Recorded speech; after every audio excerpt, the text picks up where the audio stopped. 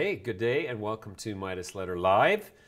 My guest in this segment is Alan Gertner. He's the CEO of Hiku Brands, trading on the CSE under the symbol HIKU. Alan, welcome back. Thanks for having me again. Alan, big news of the day. Let's cut straight to the chase. Canopy has made a takeout offer for 100% of your company. Tell me about how that deal came together and if it's good enough for you. Yeah, it's really tremendously exciting. I have the utmost respect for Canopy and the work that they've done to date and their path ahead. Here's a situation where we had the opportunity to become part of the world's leading cannabis company and take what we've been doing for the past 3 years, building brands, building a strong retail presence, creating great craft product, and take that to a whole new scale.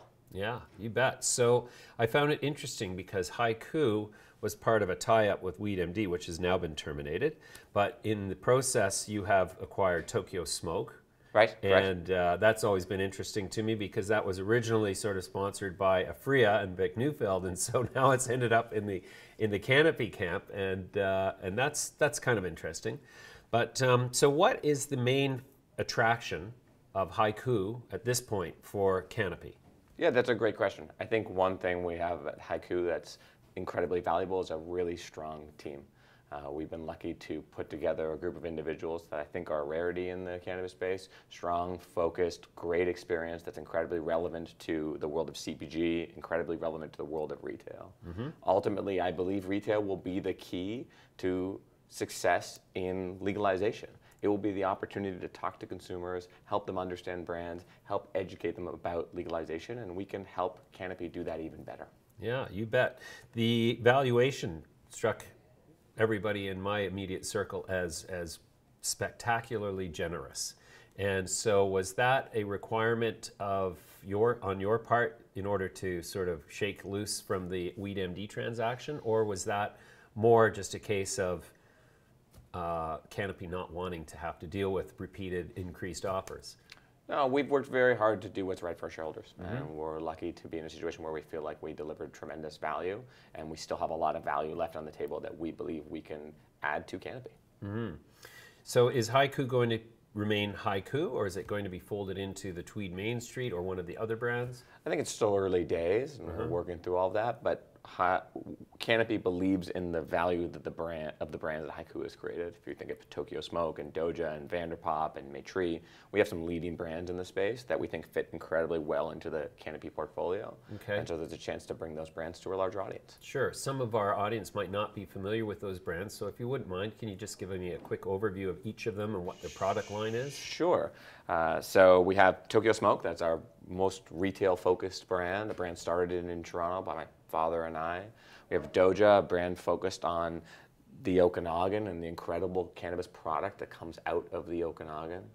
The Okanagan's in British Columbia, for those who don't know. We have Maitri, a brand based in Montreal, created by two young gentlemen who have an incredible passion for cannabis and creating a brand for their lifestyle and about them. Maitri? Maitri, yeah. Okay. And you have Vanderpop. Vanderpop's created by April Pride. April created this brand to help educate women who want to use cannabis to improve their lives, and want to use cannabis to help them with understanding self-care and how cannabis can enhance their lives and their journey. So you have these four brands with these different segments that we believe can add a lot of value in the marketplace going forward, and we're excited about showing them off with Canopy. The move at this point on Canopy's part to acquire Hiku is interesting because a lot of the cannabis brands that your sub-brands sort of lean towards representing are not exactly going to be legal in the first round of the recreational rules in terms of access. I don't know. What do you mean? Well, for example, the coffee shops, you can't actually go in and legally order a recreational cup of coffee with a dose of THC in it. Correct, but I think that's missing the point of the coffee shops. The coffee shops give us this opportunity to educate in a way that today no other cannabis brand does. I have a full-scale retail team that has built a presence across Canada and interacts with consumers on a day-to-day basis. The community that has seen our brands, that have interacted with us, is tremendously large. And if you think about the first OCS purchase that you're going to make around the corner and walking into that store and not knowing what to buy, well, one brand you've had interaction with, if you live in Toronto, is Tokyo Smoke. And we think there's a lot of value there. So it's not like a customer walks in and says, "I'll have a latte, please," and the barista says, "Would you like to smoke a joint with that?" Not at all, but you can come in and have a latte, and Right. there's lots of education in the space. And we I see. host education events in those spaces on a week-to-week basis, whether it's how to roll a joint or how to understand CBD versus THC. Oh, interesting. So it is pro-cannabis use advocacy. No, what it is it's pro-responsible use advocacy. We ultimately believe that education is key for Canadians understanding how to integrate cannabis into their lives, for those who don't already know. Oh, interesting. Now, Doja was in late-stage applicant for... It actually has a sales license. has a sales license, so they're a marijuana producer. Correct. Oh, so interesting. So it seems like, why would Canopy want another cannabis producer, or is that just a bonus part of the Hiku package? Well, I think the Doja team is incredibly strong, and being in the Okanagan, you have a lot of people who have great knowledge of cultivating cannabis, and the facility that they've built in Kelowna produces small batch craft cannabis that we know has a market. I mean, one thing we've seen in the U.S. is high quality indoor flower is well insulated from price compression. So there's value in that facility. Sure. Some investors might be concerned that the acquisition of Hiku is going to represent a selling event for Hiku shareholders in Canopy's stock. Are you restricted at all from selling any of your position or any of your major shareholders? I'm committed to Canopy. I really truly believe in the future ahead for that business. I believe in Bruce Linton, I believe in Mark, I believe in their team. I'm excited to be part of it, and I'm excited to be along for the ride. Okay, very diplomatically said. So so how many coffee shops in, for example, Tokyo Smoke now? Today we have nearly 10 retail locations in the country. 10? Yeah. Okay, I know there's 2 in Toronto. I know we have way more than 2 in Toronto. Oh, okay. Today we have at least, 4 or 5 in Toronto? Oh, okay. Already? See, I've lost count.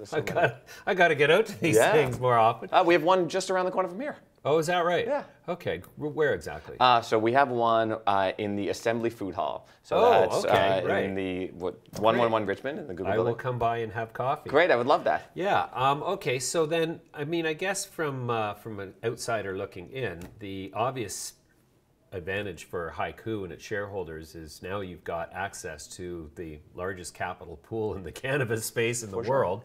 So is this potentially going to catalyze a globalization of the Hiku brand and the brands associated with Hiku?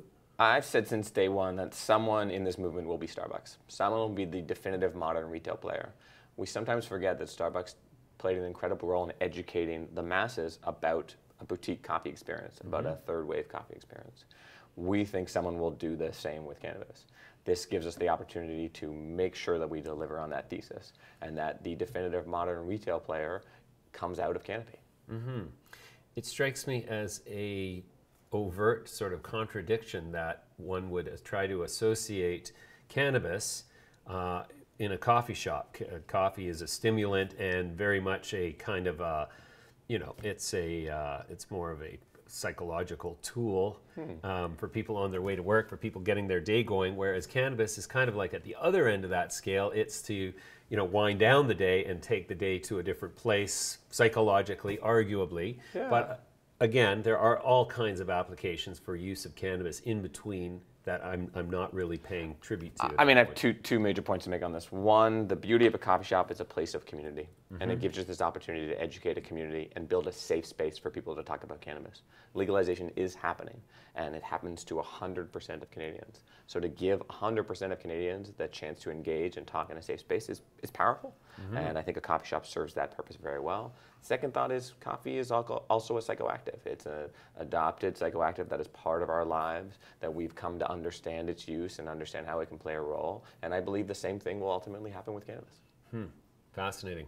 All right, Alan, that's a great update. Congratulations on the transaction. Thank you very much. Thanks for having me. We'll be back to talk to you when we next have the opportunity. Thanks for joining me. Great, I would love that. Thanks again.